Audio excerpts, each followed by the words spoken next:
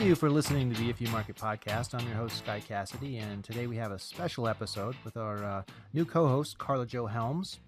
We had Karla on to talk about PR on episode 25 back in August, and we liked her so much that we had to have her on full time. So, Karla, thanks for joining us. Yeah, thanks for having me, and thanks for inviting me to be a co-host. This has been a lot of fun. It was great how that happened. We were starting to look for co-hosts. It just kind of naturally happened, and we love it. We're super excited to have you. We're not just going to talk about how much we love Karla Jo, though, everybody. Don't worry. We are also going to be covering epic PR fails and successes, which is Karla Jo's expertise, yes. Specialty. Yep, she runs Johto PR, just to remind everybody, and is also a co-host on the If You Market podcast. Yay! Yay, thank you.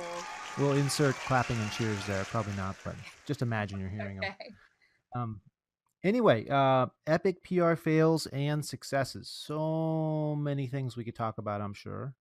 Yeah. We all see these things in the news. Maybe some of them we never hear of or realize they're successes, but I think the failures we've all heard. Yes, this came up years ago. We started writing what we call the disruptive newsletter of PR fails, PR wins, and PR in history to, educate people, B2B mostly, on public relations and how it really affects a brand and how the way people feel causes them to act. And if you're not controlling that, then you're not controlling your bottom line. So it affects marketing, it affects sales. And people have loved it so much, and then they've written in over the years and they said, what do you think about this? Please write about this. Can you tell me about this? And so it's just kind of taken off with a life of its own. So I have tons here that we can go over. So you ask me something. If I have something on it, we'll talk about it, and I'll tell you about it. Excellent. This is a perfect opportunity also to mention that that blog or newsletter that you guys put out.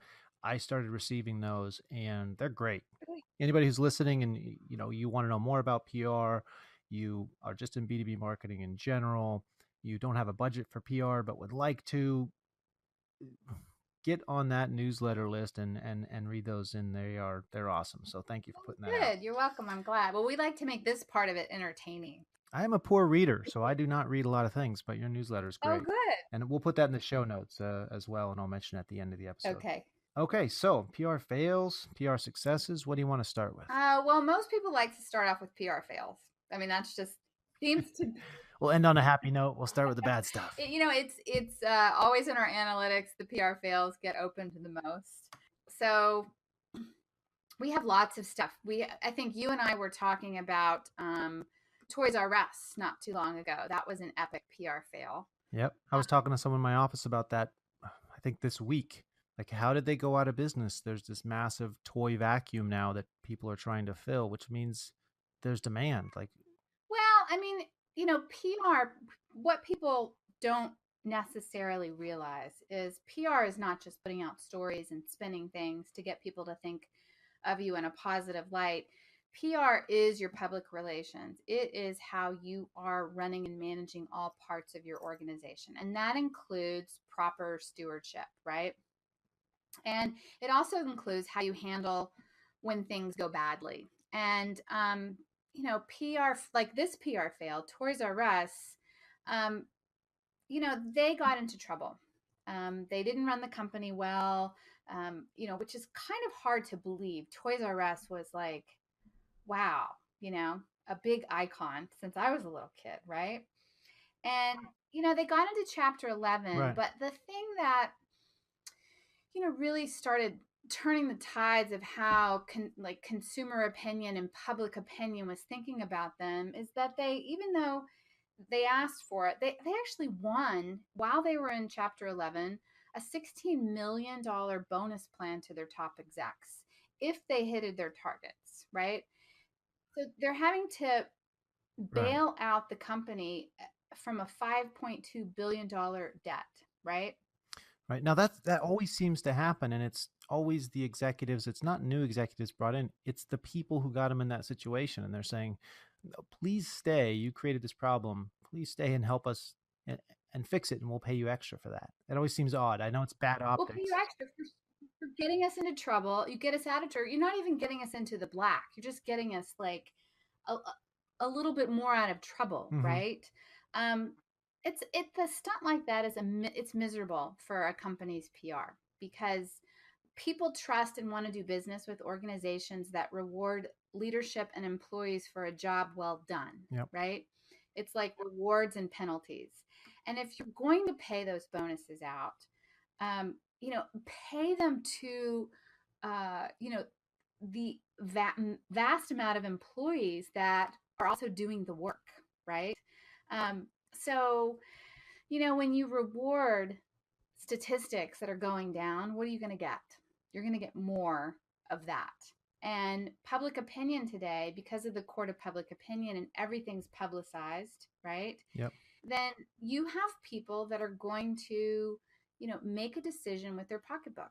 And, you know, those rewards did not give the executives the incentive to do more work. And ultimately, they crashed, and the CEO publicly ended up blaming the uncooperative vendors. That he actually publicly blamed the customers who weren't supportive enough. So they get into Um, this childish public bickering kind of. yeah, he blamed the lenders who lived by their spreadsheets, and he blamed the media who, you know, made self-fulfilling prophecies with their reports. So he said, right? Mm-hmm. Um, and you know, it didn't really look well at all. So I think we recently found out an investigative reporter found, you know, a lot of their HR records were left behind, right? Security, you know, breaches of all these Wait, like left behind, like left behind everybody in abandoned was buildings. laid off and left, and there was just HR records and Yes, filing cabinets in an abandoned building, yes. So like Soviet style left behind. if you're going to go out, Wow. you know, if you're going to go out at the bottom of public relations, you know, that's how you do it. All right, starting with the big winner there. Who knew Toys R Us? I don't want to grow up. I'm a Toys R Us Right, kid. right. It's complete meltdown. Yep, yep, yep, yep. So that's a good one, That's a right? good bad one. That's a good Yeah, bad one. yeah. Yep. So okay, something that comes to mind Yeah. for me. People say that no press is bad press and that kind of stuff. I think you probably disagree with that. But is there a such thing as on purpose PR fails for attention? Yes, those are called stunts. And there is a rule in PR that, you know, if you're going to do a stunt, you say it's a stunt. If you do a stunt and pretend it's real, it will backflash on you. And I know you're going to ask me for an example, and I don't have one off the top of my head. Um, but if you are going to do a stunt, you really need to announce that it's a stunt. It won't get you less coverage because the media loves big stunts. But if they find out you did something and it was fake just to get attention and use them for that attention, most likely it will backfire on you very badly. Interesting. I mean, I guess stunt might be the right word for it. I know people do, you have morning radio show in Northern California. I remember a long time ago where a DJ took a desk and put it in the middle of the Golden Gate Bridge and just backed up traffic. And eventually the police showed up and arrested him, but he got just an insane amount of attention for it. That's obviously a stunt and a bunch of people are mad, but that's, he's getting attention and that's what you want as a morning radio guy. Yeah, and there's always exceptions, you know, just like there's no absolutes in this universe, but Right. I guess I'm thinking more of the type of thing like the conspiracy theory that when Coke came out with new Coke, they knew what they were doing and they intended to roll back to the original Coke to get that bump of now this thing you love is back. Um, I guess that kind of a stunt where they're looking for the backlash of attention on purpose, but not in a, look at us juggling on the bridge type of a situation. right. Well, you know, there's still the jury out on that one. I know that that has been said, and there's, you know, been all sorts of debate whether that really happened or not. You know, you just have to, you really have to think it out, you know? Saying something outrageous just to get your name in the press, I guess I'd say. Yeah, for the sake of getting your name in the press, like the purpose of PR is to really, for businesses, is to publicize your good works, to generate goodwill. Goodwill today is 1/4 of the valuation of your company. Wow. So when you look at even public companies, uh, 20 to 25% of the entire cap, the market cap, is based off of reputation, is based off of goodwill, right? Which is why you see public companies investing a lot into PR. They understand the game, right? So you have to do those stunts with a real purpose behind it and a real message behind it, Right. and it has to be well thought out and well executed. So I guess I'd say I don't have an example, and that might be because I'm thinking B2B, and that kind of a stunt is generally a consumer thing, maybe. Yes, generally it can be. Um, Businesses you have real know, work to do. when cybersecurity, yeah, when cybersecurity was, not as, like as prevalent a topic as it is in the news today. We've had many clients in that industry, but I do remember a stunt that a client did, and they wanted to show news stations all around the nation that you could easily hack into a computer by leaving the USB stick on the ground or something like that, and employees would pick it up and put Oh, it in their plug it in. computer and it could affect a whole system, right? Ooh. So we did a whole stunt like that. We sent pizzas to all these news stations around the nation, and of course it had a USB stick taped on it. Now, people in the producer's room, they love pizza. Mhm. Right? And so, when they would take that USB stick, and of course they knew it was from a PR firm, and they knew it was a stunt, but they put it in their computer, it would come up and would say, "Warning, you've just been hacked." But it would be like, if this was real life, you would have been screwed, kind of thing, right? Right. Those are great stunts. Newsrooms won't let you in. They won't let pizza boxes into the newsrooms anymore, as you can imagine. But Nice job, Karla. those Thanks pay to you off. guys. Good job. Yeah, They love pizza. Now they can't have it, and it's that's all your right. fault. That's right. If there's anything else you don't want them to have, just send it over with a USB stick You attached, and could. You could. done and done. Yeah. Yeah.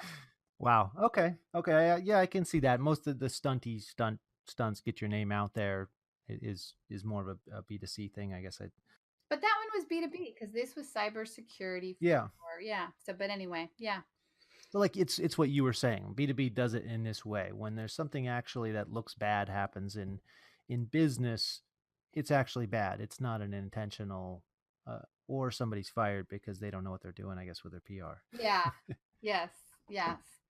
We had a client one time that wanted to do a stunt of, he had a very particular type of flying vehicle to, you know, how about, we do a stunt and we land on Google's, property and headquarters and take off. And I was like, yeah, we have to coordinate all that. There's legalities involved. You have to like really plan out a stunt today, right?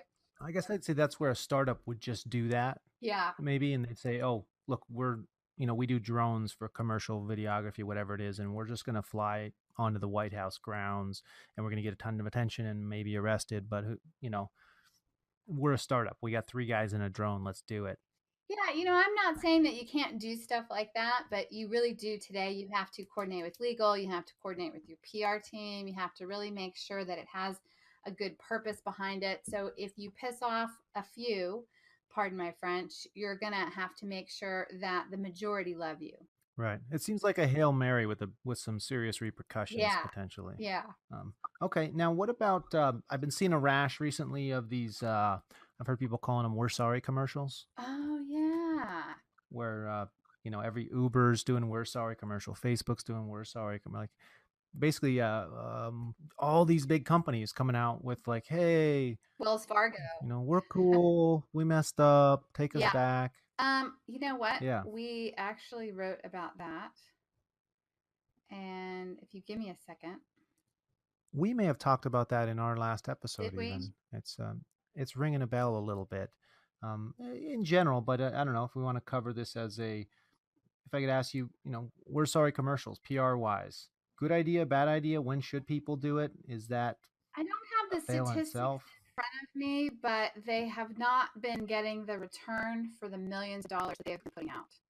Um, Right. Well, it seems like once everybody's doing them, it doesn't feel genuine anymore. well, and there's parts of it that don't feel genuine.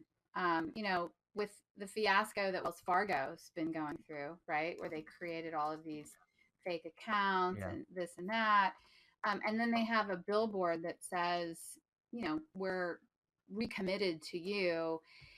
That's not commensurate to the damage that they did. So when you do an apology, it has to be above and beyond, like whatever amends you do has to be above and beyond the damage that you've done. It's like an estimation of effort. So a Right. billboard, I guess I'd say saying we're sorry but not changing anything. Uber has a new CEO saying we're sorry. Wells Fargo, I don't know, but I'm pretty sure a lot they blamed one low level person and fired him or something like that. yeah, they call them Um, atonement is ads, you know what- you know, yeah, and it really doesn't atone uh, for the damage that's been done. It actually needs to be a concerted campaign. I do have the statistics here. Um, Wells Fargo spent 30.5 million on its atonement ads. Uber spent 23.2 million. Facebook spent 47.5 million. But when you look at, for instance, just the amount of users Facebook has and the amount of media play that it got by upsetting others, right? You look at that estimation of effort, and then you look at your ad next to it, it's not enough, right? right, right. Well, it's the Wall Street banks that say, okay, we're not supposed to do this, but it's going to make us $1 billion, and we're going to get fined 100 million. And people are going to say 100 million, that's outrageous. We made $1 billion more. Who cares? Right. And that people kind of see that and say, when it's an apology thing, like that seems a little disingenuous when you're still doing the activity, and this is just a drop in the bucket compared to what you invested into that, the bad part. It seems disingenuous, and you are right. And, people go, well, they're still around, they're still behemoths, they're still making a lot of money. But, sometimes revenge is served best cold, and that's sort of how the public can react. Um, New competitors can come into the market, when there are others that they can actually vote by their pocketbooks, or they can vote by putting their business elsewhere. Um, People have, a memory, and they will do that. So, you might not see the reverberations overnight, but it does happen. People get affected emotionally and they act. Right. You hit a trigger word here for me. I think it's a perfect transition. You said when they vote. Yeah. Um, so political, getting political. I had Ugh. Papa John's written down here. Um, what are your thoughts on the political PR, whether it's a success, failure, touching it at all? What are your thoughts there? Well, as a rule, my company and we don't talk about or do political PR like whatsoever. It's extremely polarizing. And there are rules of the game in political PR that if companies applied, companies would not stay in business. It's okay to lie in political PR. It's not really, but these are the games, right? It's okay to polarize. It's okay to Right. have opposing forces all the time with no resolution. So they would say it's not okay to lie. It's just part of the It's playbook. part of the playbook, right? Yeah, and we don't get into it. It, Right. That's yeah, good. we just really I don't. mean, I suppose it's a minefield. In PR, you are supposed to stay away from minefields. Yes, So and companies have suffered. Companies that are more left, they've suffered, and companies that are more right have suffered by getting political on their business lines, right? So if you right. sell Is widgets, that usually on huh? purpose, or is it just there's? Is it usually on purpose when they get political, or is there somebody that's political in the company and they, go on social media or something gets put out, and all of a sudden now the company's branded with a certain position? It can be that, and you can have people in management that, have a certain leaning right or left, and they feel like it's their moral duty to say or do something on their platform. It's actually okay to do that, and we have freedom of speech, but you have to look at the purpose of the company and the mission of the company and who you're serving. And it doesn't serve to do that on your business platform. If you are a thought leader already, have your own platform. Go do it separately, make it Right. very separate. There are ways to do it where it wouldn't be damaging to the company, but Don't drag your employees with you, don't basically. drag your employee or your customers, right? Okay. Yeah, yeah. So is there a time when it's a good idea to get political? Is there whether it's a Hail Mary desperation move for a company that's struggling? Is there any situation where you'd say, okay, maybe getting political is a PR solution? Yes, and I actually have something that I could probably find you on that. I did not expect you to say yes there. Yes, I was ready for you to say no, and then we were moving and I have on. to see if I can. We have serious commerce blenders of taking political sides. Let's see if I can. Okay. I guess if you sell gold coins, maybe take a political side. So if you have a product that's very much in, I mean, I'm sure gun manufacturers take a political side that doesn't Right. hurt It has them. to be aligned with the mission of the company where you would go naturally, right? That Right. is your audience. Like You're that not is your alien. audience. You're not alienating half your Yes, customers. You're exactly. And there have been companies in history where that has really made a lot of sense for them, and they've done it successfully. But again, it, there is no, people get upset when they're like, look, I just want to go eat chicken. I don't want to talk about, I don't want to be reminded of politics, right. or I just want entertainment. I don't want to think about this at that Yeah. time. Yeah. And I It, guess it all the examples I'm thinking of are not B2B on things that go political. It's generally a consumer product that's you know, the nature of the product pushes it on one side or the other politically. yeah, you would probably hear more about it that way. Somebody's going to tweet with some example of B2B. I'm sure it's out there, but so in general, don't go political thinking you're going to grab a big chunk of the market somewhere. It's probably not a great B2B play. Yeah, you should really take a look at your consumer demographics before you decide to, polarize part of them. Hmm. Create another Twitter account and vent your personal interest there. Maybe. Okay. Yes, and coordinate with your PR team about this and really think it out and have a strategy. Don't shoot from the hip. All right. Now, I think a lot of the companies we've been talking about in general are have been B2C companies. Toys R Us. I've got a handful of others written down here, but I'm looking. I'm saying, oh wait, these are I mentioned Uber. These are really B2C companies. I've got Nike written down here, and I guess those are the ones that get a lot of play in the press and that we notice. But do we have any either success or failure on the B2B side, PR wise? Well, this is still, people think of this as a B2C, but it's also how they became such a strong B2C force is by really creating exceptional public relations with their B2B market, which was Airbnb. Mm-hmm. Yeah. Okay. Airbnb has done an exceptional job of creating great public relations with the hosts that they have that actually put their locations up for people to stay, but also economically going into the areas where they have Airbnb hosts and really supporting the restaurants through a lot of positive PR and promotions about the area, and have actually hired photographers and other locals in those areas to take pictures and do write-ups and things like that. They have created such a juggernaut of B2B strong relations and goodwill that they were able to, it really gave them the bandwidth to create such good relations B2C wise. And most people don't think about that, but that is definitely, Right. I guess there's a lot of business travel and whatnot. Yeah, and when you are an advocate for local economies and local restaurateurs and local tourist locations, right? And local professionals that can help you on your site, videographers, photographers, and things like that.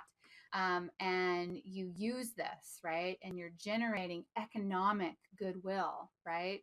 And publicizing them, you create a lot of goodwill support that gives you a lot of great, you know, I don't even know what I want to say here. I'm losing my mind.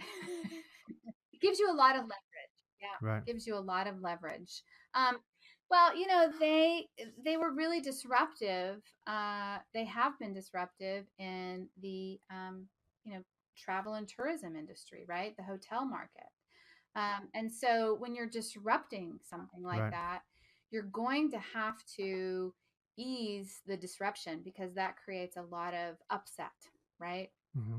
Um, so in order to do that, and to gain a lot of goodwill and a lot of good publicity and things like that, they did it very smartly. Okay. I love it. So when it comes to examples, I have all these examples, and they're generally examples of people doing it wrong, and bad examples. Off the top of your head, or you've got it written down somewhere, we're going to go to a break in just a minute, but can you think of a company that does PR really well, that generally gets it right? And I think you may have even mentioned one in the last episode. Same one, different one, doesn't matter. But we all see all the disasters out there, and you probably don't even notice the great moves people do. Um, I remember when the United Airlines stuff happened, thinking this is an opportunity, or was an opportunity for them, and now it's an opportunity for somebody else to step in and give that passenger free flights for life, and they're going to get free advertising for life, basically, or just an insane amount of free press. Or United Airlines, if they'd offered that person some insane amount of money instead of dragging them off the plane, would have got great PR the next day instead of this. If they said $10,000 to come off. Right. Right. Well, there's a lot of good companies out there that do, really good PR. Big companies that people know about, universities. Coca-Cola is one. Coca-Cola is one that has repeatedly done really good PR, despite what others might think of them and their sugary drinks. Their PR has really won them a lot of admiration around the world, and they use PR very heavily before they go into new markets, like emerging markets, to win over the hearts of the people before they go in and start their marketing and their sales. There's some great examples of that. I always like to bring them up because their financials always show that their PR is working. When they go in an area, they start a PR campaign, then they bring their marketing and their sales efforts, and you know they take over the world. They have done that for many, many years. They are no stranger to public relations. All right, I think that's a good place to take a break here. We'll be back after the break with more of the If You Market podcast with myself and Karla Jo Helms. Hi, this is Daniel Voss from GoToWebinar. I'm the Chief Webinar Wrangler here at GoToWebinar, where we're the largest webinar platform in the world with more than 50,000 customers and 60 million people attending webinars on the platform every year. If you want to come check out GoToWebinar, go to gotowebinar.com and take out one of our free trials and give the product a spin. All right, we're back from the break. This is Sky Cassidy on the If You Market podcast. I've got our co-host here with us to talk about PR and epic PR fails, epic PR successes, everything PR. Karla Jo Helms, welcome back from the break. Thank you. Very happy to be here again.